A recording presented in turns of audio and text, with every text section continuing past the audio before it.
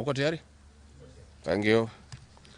Dear Kenyans, you are all aware of the political developments in our country. We are standing at a point of economic, political, and social nosedive as a nation. As a country, we, the people of Kenya, are being treated by William Ruto as less Kenyans at any given moment. Driven by the resolve for a better Kenya and patriotism, I've heard a call from the people of Kenya to speak into the matters that are of concern to them and all of us for our common good. On the 7th of July 2025, during the 35th anniversary of Sabasaba, Kenyans from all walks of life led by Gen Zs and armed and peaceful went to the streets. This is not the first demonstration that has happened in Kenya this year where lives have been lost and property destroyed. Unbeknown to these peaceful demonstrators, the tired regime of Ruto had a well-organized state-sponsored militia in cohort with the police and other state security agencies to maim, kill and destroy property and blame it on the Kikuyu community and specific leaders who are perceived unfriendly to this killer regime. This targeted profiling of the Kikuyu community and destruction of their specific business is an economic sabotage not new to the narrative of William Ruto. On the 30th day, these state-sponsored militia, under instructions and guidance from the police, were dropped in different places in the country and mostly in the Mount Kenya region and other regions not perceived friendly to the government. They were strategically dropped past midnight, and then roadblocks were placed by the police while others was dropped early in the morning. The militia were procured by Ruto, governors and MPs allied to him. These regions included Nairobi, Kiambu, Kajiado, Kisii, Nyeri, Murang'a, Kiambu, Kirinyaga, Meru, Nyandarua, Kajiado, Kitengela, Ongata Rongai, Machakos, Embu, and in Wote. They had clear instructions to loot and destroy specific properties under police supervision.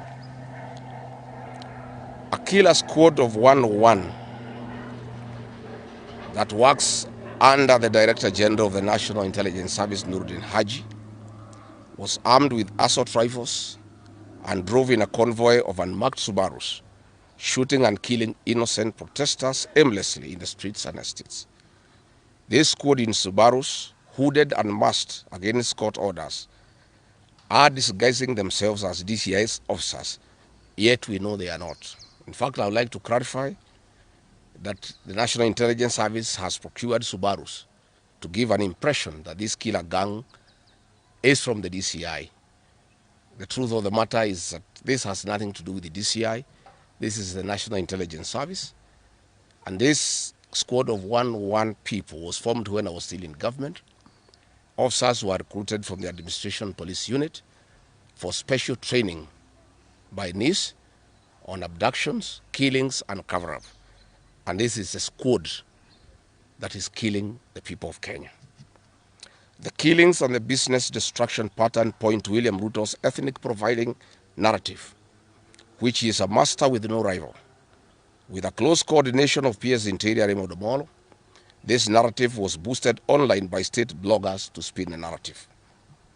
The Cabinet Secretary Kipchumba Murkomen's public to shoot to kill order, coupled with assurances to police officers that the government will not cooperate with the investigators in police conduct, has emboldened security forces.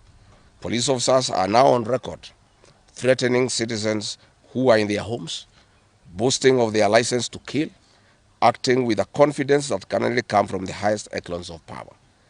Mr. Murkomen's admission that these are not just instructions from him but orders from above removes any ambiguity about where responsibility lies. It will be recalled that in the run-up to the 2007 general election and its aftermath, the narrative of 41 against 1 was a masterpiece of William Ruto. The target was profiling Kikuyus against the rest of the country. To a large extent, he succeeded, and every Kenyan knows what happened, and it is also fresh in his mind of the ICC ordeal still hanging on the neck of William Ruto today. We remind William Ruto that his ICC cases are not yet over. They have been posed after witnesses disappeared. And what he is pretending over are crimes under the Rome Statute. It is clear history is repeating itself. And the architect William Ruto is back on the deck. He is hell-bent to finish his unfinished business with the people of Mount Kenya, destroy their businesses and make them black sheep of Kenya. Despite this horrible experience, the people of Mount Kenya voted William Ruto to a man in 2022 general elections against the advice of President Uhuru Kenyatta, whom Mr. Ruto had branded as a drunkard and a useless leader. Today, the people of Kenya, and especially the Mount Kenya region, feel sorry that they did not heed to the advice of Uhuru Kenyatta. These state-sponsored militia were key in touching of various parts of the country with ease of police assistance to prefer terrorism charges on specific people from the Mount Kenya region. So far, about 50 young people are in courts in trumped-up charges of terrorism in scenarios of state-managed crimes by the state. Again, this is a clear onslaught on the Kikuyu nation. A case in point, when a police station in Mawego in Homa Bay County was torched, the suspects for that particular crime have been charged with arson. But when a police station is alleged to have been torched in Kiambu, suspects from the Kikuyu nation are charged with terrorism charges. This is serious ethnic profiling. Last night, in Juja and Kirinyaga, these state-sponsored militia invaded various businesses. Luckily, in Kirinyaga, after Wananchi went to Sagana police station and they refused to act, saying they had orders from above not to interfere, the people organized themselves and repulsed the militia. Mr. Ruto's ethnic profiling has led to the destruction of the foreign properties belonging to the people of Mount Kenya. Maguna supermarkets in Meru, Kahawa West and Muranga. Nice supermarkets, hotel and petrol station, and nice city in Mwea in Kirinyaga. County supermarkets in Kabati and Kirinyaga. Power Star supermarkets, Quick Mart supermarkets in Eastern Bypass, Shell and Total Mini markets in Roiro, Chill Post Hotel in Gong, Boju Shop in Keserian, Homegrown Supermarket among others, and the Family Bank in Kahawa and Roiro. Notably, in Meru, these state-sponsored militia tried to attack Meru Dairy Processing Plant and were repulsed by workers. In Nyeri, they further tried to attack Wakulima Dairy in Mukurweini, and the attack failed.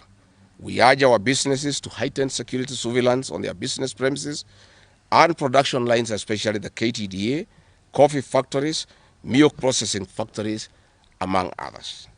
We take note that in Meru, on Sunday, the 6th of July, at an event attended by CS Kipchumba Murkomen, the MP for Bori, Mugambire Dikire,